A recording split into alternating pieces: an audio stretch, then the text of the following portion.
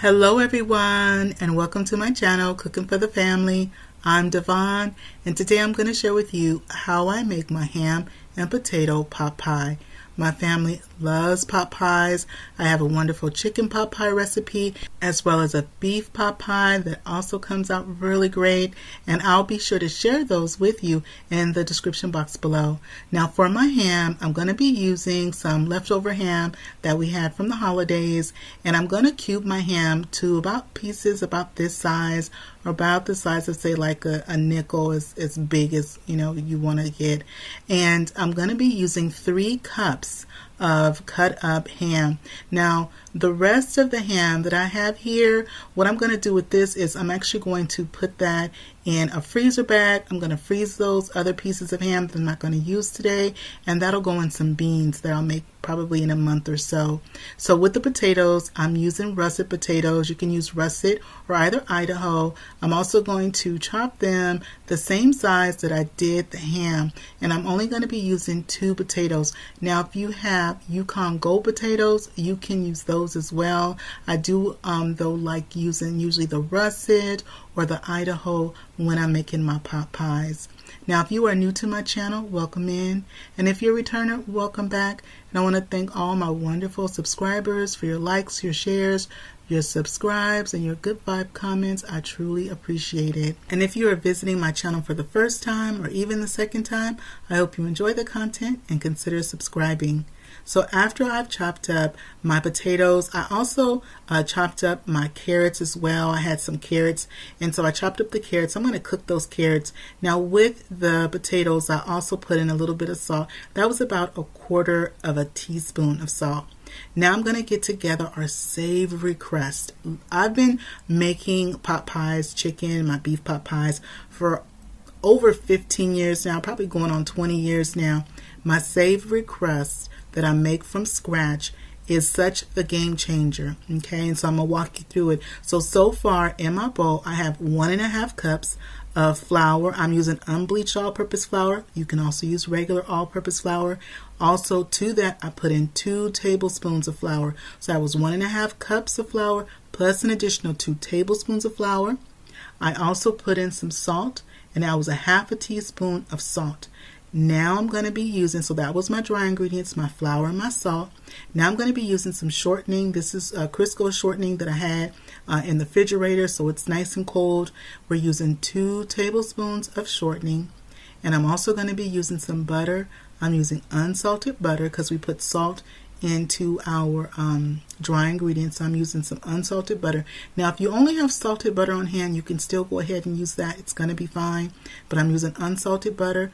This is 1 stick, which is the equivalent of 1/2 cup. Okay, and so what I do with my bench scraper is I'm going to just break down these pieces to smaller pieces, because we're going to finish breaking them down once we put the shortening, the cold shortening and the cold butter into our flour and our salt. And the reason why it's a savory crust is because we're not adding any sugar to it. So it becomes a savory crust that we use for our pot pies. I use them for my baked ham pies. So anytime that I'm going to have a savory filling, I use this crust, and it comes out nice and flaky.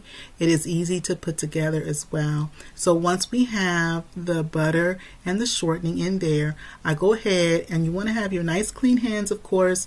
You go in there into your bowl, and what I'm doing is I'm pressing the shortening and the butter and blending those with the flour and the salt.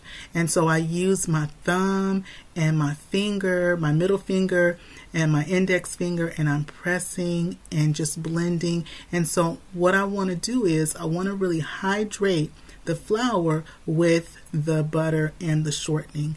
And so you want to keep pressing, and then you're going to come to this stage, and you see when I pressed in the palm of my hand how it holds together. That's what you want, and it's going to be nice flaky pieces all throughout. No big pieces of shortening or butter should be left in your bowl. Okay, now once I get to that point, I'm going to add in some ice cold water, and you're going to be needing 3 to 6 tablespoons of ice cold water. And so add it in a little bit at a time, just like I did. So far, I put in a few tablespoons, and as I'm adding my ice cold water, I'm pressing and blending in the butter, the flour, and the ice cold water together. So that way our dough for our pot pie is forming. And just keep pressing. You see, as you're pressing, you're hydrating everything together, and then also your dough is going to start to pull away from the edges of your bowl and also from the bottom of your bowl. It's going to start to pull together and become one ball, and that's what you're looking for. Now, once my dough ball comes together, I'm going to press it in between my hands as well, and I'm going to put this in the refrigerator, and I'm going to let it chill in the refrigerator while I go ahead and get our filling together. And so normally I would put it in a freezer bag or some plastic wrap, but it's not going to be in the refrigerator that long. And so I'm just going to go ahead, I'm going to put it back in the bowl, put it in the bowl into the refrigerator while I go ahead and I'm going to get our filling together. Now for our filling, we're using 1 stick of butter, and I'm using unsalted butter. You can also use salted butter. I'm using 1 stick of butter, which is half a cup. Once my butter is melted, then I'm also going to put in half of a cup of flour. So we're going to make a roux. Okay, we're going to make a basic roux. And so that, again, that was a 1 stick of butter, which is half a cup, and then half a cup of flour. So those are equal parts. You're going to have equal parts butter and flour together. Always you want to have your equal parts. And so we just go ahead and we blend that. So after the butter melted, I put in that flour. I start to blend it, and this is what it's looking like. And I'm using my wooden spoon. You want to go ahead and keep blending just like I'm doing there. The flour and the butter are starting to come together, and we're going to go ahead and cook this on a medium heat until the flour taste burns off, and then also the color is going to change, and it's going to become a nice peanut butter color. And that's what we're looking for, is a nice peanut butter color. Now while you're doing this, you want to stay in the kitchen, because it can go right when it's almost about ready. It can go from right to wrong real quickly.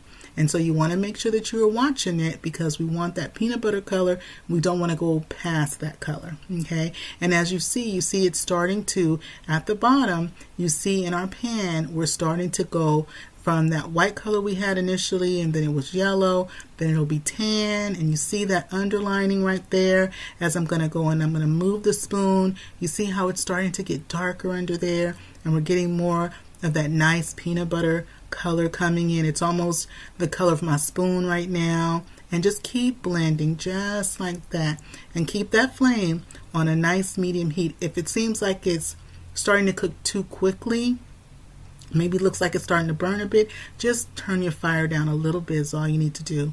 So once I get to that peanut butter color, I switch over to my wire whisk. I start to whisk, and I'm pouring in my chicken stock.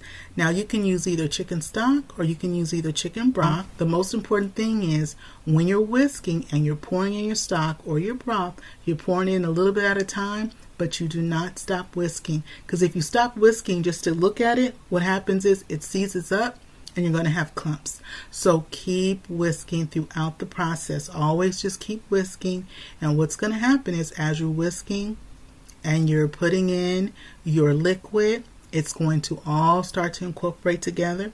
Make sure you go around the sides of your pan that you're using. You want to go also in the middle, just like that. I'm continuing to pour a little bit and keep on whisking. So that's the main thing, is to keep whisking so it doesn't seize up on you and it doesn't clump up on you. Okay, and so again, my flame is still on that medium heat, and just keep on whisking until we have poured in all of our liquid, which is 4 cups. So we had 1 stick of butter, which is half a cup. We also had a half a cup of flour, and then our liquid was 4 cups. Now in the description box below, I will have a list of all the ingredients you need to make my ham and potato pot pie. I'll also have the link to my chicken pot pie and my beef and potato pot pie as well. So once we have everything all nice and blended, we're going to let this go ahead and simmer, and it's going to thicken up a little bit. Once it's simmered a bit, and I switch over to back to my wooden spoon, and I'm adding in a half a cup of evaporated milk. The evaporated milk, what it does is it turns this into, instead of like a light tasting gravy, it makes that nice richness for our filling for our pot pie. And that again was a half a cup of evaporated milk. Now to that, I'm also going to add a little bit of salt, and I put in 1/4 of a teaspoon of salt, and I also put in 1/4 of a teaspoon of black pepper. Now with the salt, You want to do it to taste. I'm putting in just a fourth of a teaspoon of that salt, and the reason is because that ham has a lot of flavor. The ham has a little bit of saltiness to it, so we don't need too much salt. Now I go ahead and I put in my 3 cups of my cubed ham. Then I put in with my carrots, that's a half a cup of chopped carrots I have, my 2 potatoes that we had chopped up and also we had boiled, and I also have there a half a cup of peas as well. And so I went on and I put those veggies in there. We're going to go ahead, let this simmer just for about 5 minutes. You just kind of want to warm your ham through and just kind of bring the flavors together before we go ahead and put it in our casserole dish. So I have my 13 by 9 casserole dish. I've also buttered it just lightly. I like to make sure that my filling is nice and even in my dish. We're going to roll out our pastry, our crust. And so when I roll out the crust, I'm going to roll it out to the 13 by 9 size so it can fit right on top of our pot pie. Now I'm doing just one crust. I like to just do a top crust.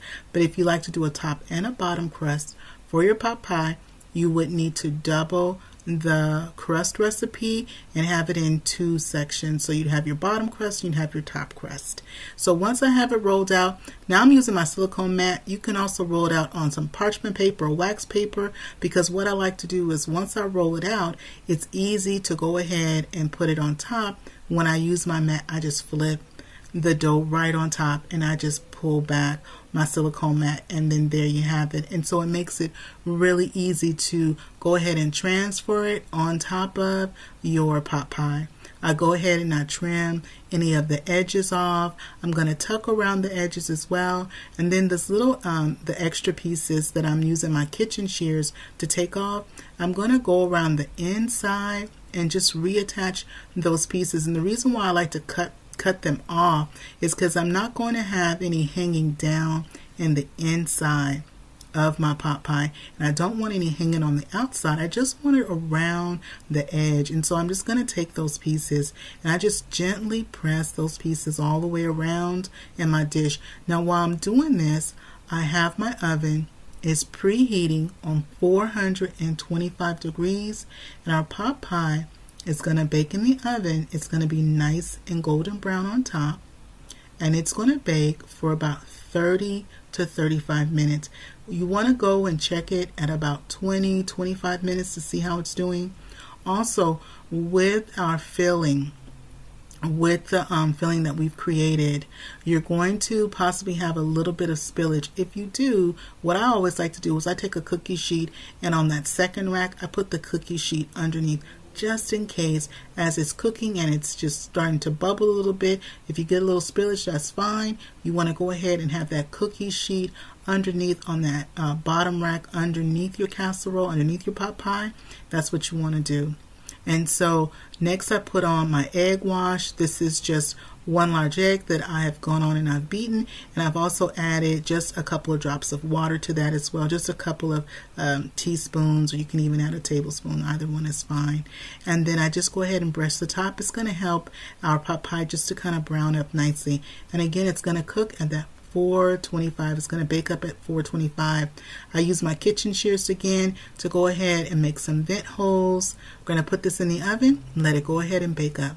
Well, dinner is out of the oven. I'm going to serve us up some. Our crust is looking nice and flaky. It is really hot.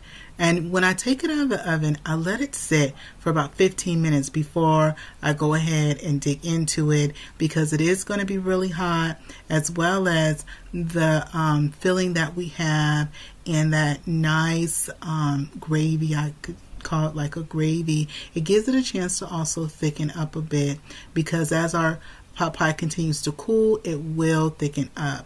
Well, this bite right here, I'm going to get your bite ready. Got some potatoes, our nice flaky crust we have. Let me get some ham on here as well. Are y'all ready for your bite? Okay, this bite right here is for you. I'm going to take my bite and see how we did. Y'all, this comes out so good. It is so nice and comforting. The potatoes, the ham, the carrots in there. We got our peas. Our crust has come out nice and perfect savory, just wonderful. Well, I hope you give this recipe a try. If you're not subscribed, please hit that subscribe button. If you like this video, don't forget to show it some love. Give it a thumbs up. Click share this video with a friend or family, and click that notification bell so you can come back and visit me again in my kitchen. And remember, it's always good when Dyvonne is cooking for the family. I'll see you on the next one. Bye-bye, everybody.